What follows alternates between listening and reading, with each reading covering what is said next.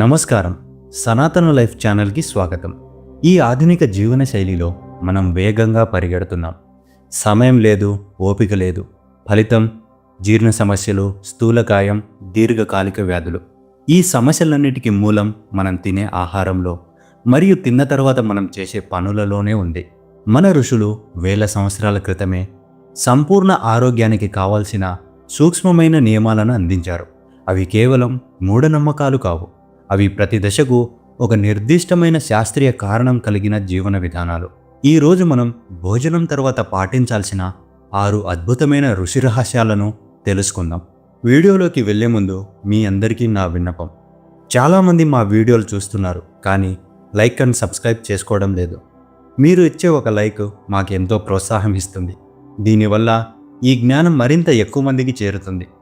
అలాగే ఈ వీడియోపై మీ అభిప్రాయం కామెంట్ చేయడం మర్చిపోవద్దు. ఈ ప్రయాణంలో ప్రతి దశకు తర్వాతి దశకు ఒక స్పష్టమైన అనుసంధానం ఉంటుంది. కాబట్టి వీడియోను ఎక్కడ స్కిప్ చేయకుండా చివరి వరకు జాగ్రత్తగా చూడండి. మొదట ఆహారం పట్ల ఉన్న దృక్పథం మారాలి. ఆయుర్వేదం ఆహారాన్ని గొప్ప ఔషధం అంటుంది.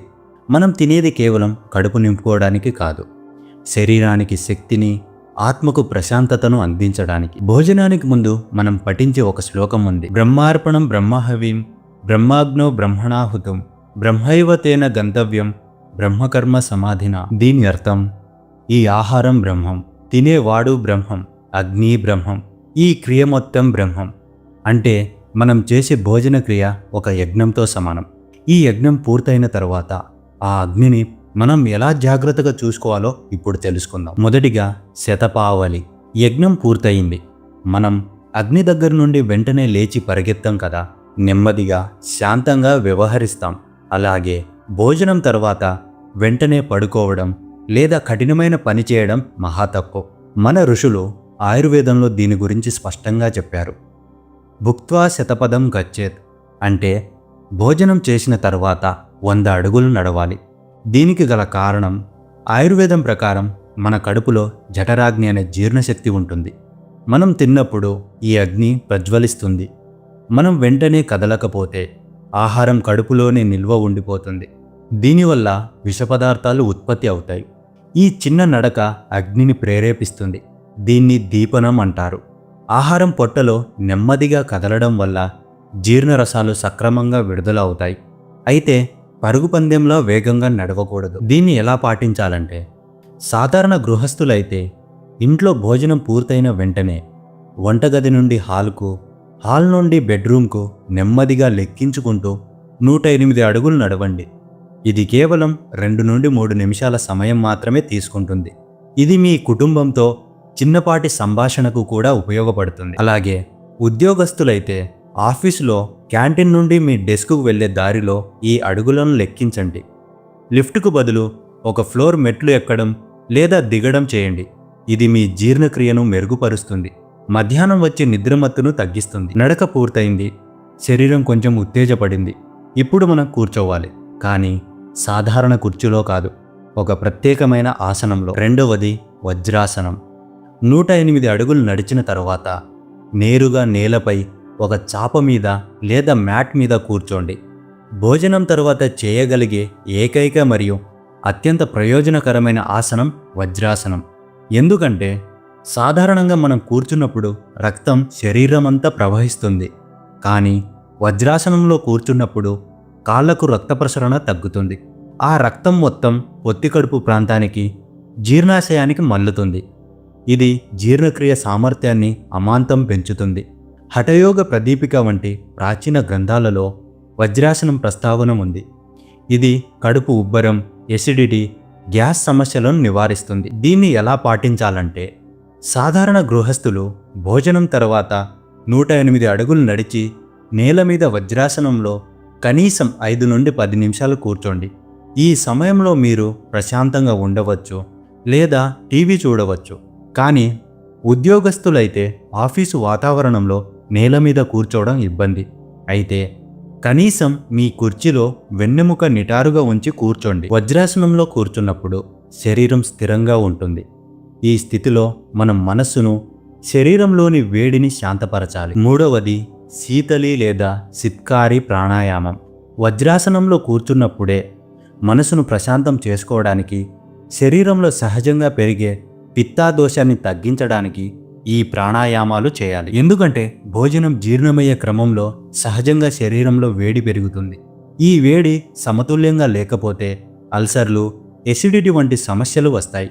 ఆయుర్వేదం పిత్తాన్ని శాంతపరచడంపై ఎక్కువ ప్రాధాన్యత ఇస్తుంది. శీతలి లేదా సిత్కారి ప్రాణాయామాలు శరీరం లోపల సహజమైన చల్లదనాన్ని ఉత్పత్తి చేస్తాయి. యోగ చింతామణి వంటి గ్రంథాలలో ఈ ప్రాణాయామాల ప్రస్తావన ఉంది.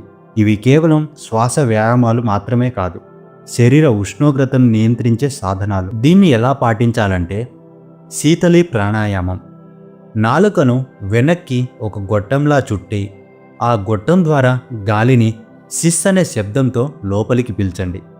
తరువాత నోరు మూసి నెమ్మదిగా ముక్కు ద్వారా గాలిని వదలండి. రెండవది సిత్కారి ప్రాణాయామం. పళ్ళు కొరికి పళ్ళ సందుల ద్వారా గాలిని పీల్చి ముక్కుతో వదలండి. ఏదైనా ఒకటి ఎంచుకొని 5 నుండి 7 సార్లు చేయండి. ఇది మీ మెదడును కూడా శాంతపరుస్తుంది. ఇప్పుడు శరీరం చల్లబడింది, శ్వాస నియంత్రణలోకి వచ్చింది. ఇప్పుడు మనం తిన్న ఆహారం పట్ల మనసులో ఉన్న భావాలను సరిదిద్దుకోవాలి. నాలుగవది కృతజ్ఞతా మంత్రం. ప్రాణాయామం తర్వాత కళ్ళు మూసుకొని మనం తిన్న ఆహారం పట్ల కృతజ్ఞత తెలియజేయాలి.